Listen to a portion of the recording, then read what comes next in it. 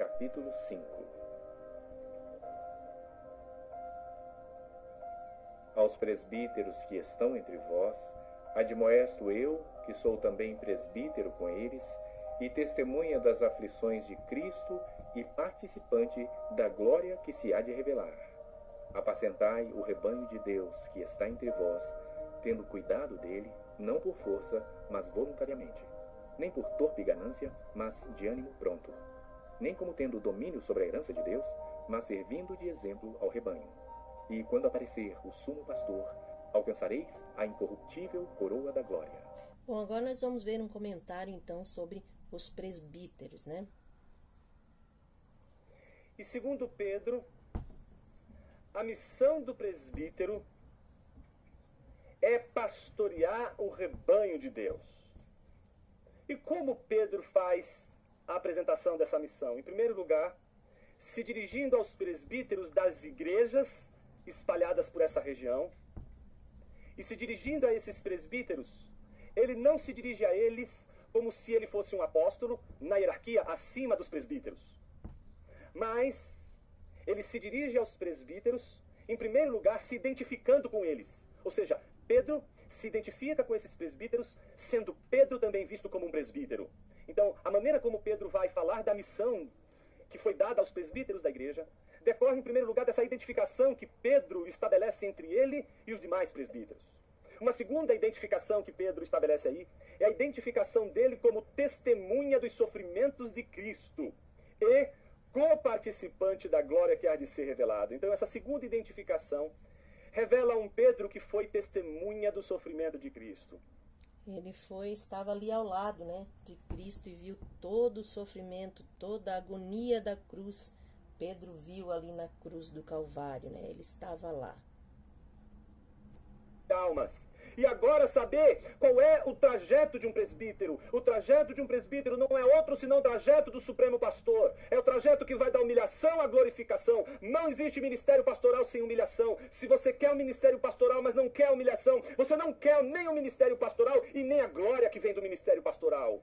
Não existe a possibilidade de você exercer o ministério pastoral se, em primeiro lugar, você não abraçar os sofrimentos de Cristo. E abraçar os sofrimentos de Cristo como aquilo que representa não o seu sucesso, mas o seu fracasso em não conseguir ser como Jesus, em sofrer como Jesus, em obedecer como Jesus, em ser como Jesus. Pedro sabe que ele tem as suas falhas, ele sabe de suas limitações. Não, este Pedro aqui não é aquele Pedro que está dizendo, nós somos pastores poderosos e vamos fazer e acontecer. Não, é o Pedro que sabe o tipo de testemunho que ele ofereceu a Cristo, mas sabe que Cristo lhe deu exemplo e cobrou a Pedro que siga o seu exemplo no cuidado das suas ovelhas. Ou seja, o último encontro de Pedro com Jesus é o encontro em que Jesus vai dizer: Pedro, faça com as ovelhas que eu estou te entregando o que eu fiz por você e os que o Pai me entregou na cruz.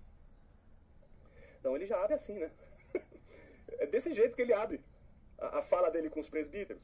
E na sequência já apresenta a missão. Qual é a missão? Então, depois de dizer tudo isso, ele apresenta a missão. Peço que pastoreiem o rebanho de Deus que há entre vocês. Peço que pastoreiem o rebanho. Gente, não há distinção entre presbítero e pastor. Não existe a diferença entre um pastor e um presbítero. O pastor está acima e presbíteros abaixo. Todos os presbíteros são pastores, porque todos cuidam do rebanho de Cristo. Na epístola de 1 Pedro não há uma única ocorrência da palavra eclésia. Você não vai ver a palavra igreja em 1 Pedro, mas você vai ver a palavra rebanho. Porque é assim que a igreja de Cristo Jesus é comparada a um rebanho. Há um rebanho que é conduzido por pastores, por presbíteros, que seguem o modelo de Jesus. Então Pedro está dizendo, peço a vocês que pastoreiem o rebanho, como Cristo pastoreou o seu rebanho, como Cristo pastoreou os seus. Então a missão do pastor é cuidar do seu rebanho, como Cristo cuidou do seu rebanho. Então a primeira coisa que a gente vai ver aqui é que na missão, esse pastor que cuida do rebanho de Deus, ele deve se perceber como aquele que está cuidando das ovelhas. E que está cuidando das ovelhas não do jeito que as ovelhas querem ser cuidadas. Você, meu irmão presbítero, vai ser tentado a cuidar das ovelhas de Jesus do jeito que elas querem que você cuide. E você vai falhar no testemunho com Cristo. Você vai falhar na sua imitação de Jesus. Se você cuidar da sua igreja, da igreja que Deus deu para você cuidar, do jeito que a igreja quer que você cuide dela. Não cuide da igreja do jeito que a igreja quer. Cuide da igreja como Cristo quer. E ela será cuidada de uma forma extraordinária. A melhor maneira de uma igreja ser cuidada é ela ser cuidada conforme a orientação e o exemplo de Jesus e não conforme os caprichos e as vontades de uma igreja. Infelizmente acontece muito, né? Nas igrejas, as pessoas hoje estão muito mimimis, como se diz, né?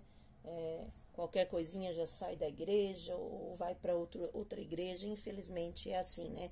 Mas nós precisamos estar numa igreja que prega realmente a verdade, doa quem doer, né? Porque quando o Senhor corrige, Ele corrige porque ama, né? Ele nos exorta porque ama.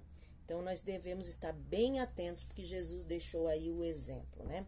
Mas vamos continuar, então, a leitura bíblica. Semelhantemente, vós, jovens, sede sujeitos aos anciãos, e sede todos sujeitos uns aos outros, e revestivos de humildade, porque Deus resiste aos soberbos, mas dá graça aos humildes. Então, nós vimos aí, pelo que nós estamos aprendendo, 6 mandamentos que são essenciais aos presbíteros. Para você que gosta de anotar no seu caderno, anote aí, então, os 6 mandamentos aos presbíteros. Primeiro, apacentar o rebanho de Deus. Segundo, cuidar do rebanho de Deus. Terceiro, servir a Deus e ao seu rebanho voluntariamente. Quarto, servir de ânimo pronto, não por ganância. Quinto, não ter domínio sobre a herança de Deus.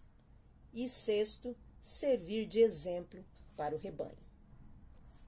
Humilhai-vos, pois, debaixo da potente mão de Deus, para que a seu tempo vos exalte, lançando sobre ele toda a vossa ansiedade, porque ele tem cuidado de vós. Sede sóbrios, vigiai, porque o diabo, vosso adversário, anda em derredor como um leão bramando, buscando a quem possa tragar, ao qual resisti firmes na fé, sabendo que as mesmas aflições se cumprem entre vossos irmãos no mundo. Bom, aqui quando fala que o diabo, né, ele está bramando como leão, não quer dizer que ele é um rei como leão, mas sim astuto e observador como um leão. Por quê? Porque o leão, antes de atacar a sua presa, ele observa, ele fica ali com cuidado, né? Você talvez não teve a oportunidade de observar um leão, mas observe um gato. Um gato, quando vai pegar a sua presa, né, que é da mesma linhagem, vamos assim dizer, se você olhar um gato, quando ele vai pegar um passarinho, uma outra presa, né, ele cuida, né? Eu tenho uma gata, então ela, assim, quando ela vê um passarinho, ela fica ali e ela vai indo pé por pé até dar o bote total, né? Então, assim é que Pedro está falando aquelas pessoas que o diabo, ele é assim, ele é astuto como um leão. Não que ele é rei, porque ele não é rei de nada, mas ele é astuto e observador como um leão. E o Deus de toda a graça, que em Cristo Jesus nos chamou à sua eterna glória, depois de havermos padecido um pouco, Ele mesmo vos aperfeiçoe, confirme, fortifique e estabeleça. A Ele seja a glória e o poderio para todos sempre. Amém. Por Silvano, vosso fiel irmão, como cuido, escrevi brevemente, exortando e testificando que esta é a verdadeira graça de Deus, na qual estáis firmes. A vossa coeleita em Babilônia vos saúda, e meu filho Marcos. Saudai-vos uns aos outros com ósculo de amor. Paz seja com todos vós que estáis em Cristo Jesus. Amém. Bom, queremos encerrar este capítulo, então, desejando que Deus abençoe a sua casa, a sua vida, a sua família, a sua saúde, o seu ministério, em nome de Jesus. E lembrando que encerramos também o livro de 1 Pedro, e eu conto com você no próximo livro.